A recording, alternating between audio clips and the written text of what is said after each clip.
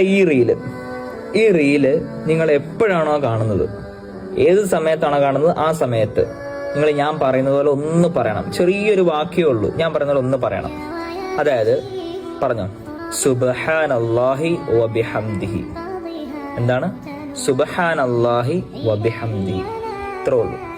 ഇപ്പൊ നിങ്ങളിത് പറഞ്ഞിട്ടുണ്ടെങ്കിൽ നിങ്ങൾക്ക് സ്വർഗത്തില് ഒരു മരവൃക്ഷം നട്ടുപിടിപ്പിച്ചു. എന്തല്ലേ പ്രതിഫലം! ഒരു സുബ്ഹാനല്ലാഹി വബിഹംദിയുടെ പ്രതിഫലമാണിത്. ഒരു സ്വർഗത്തില് ഒരു മരവൃക്ഷം നട്ടുപിടിപ്പിച്ചു.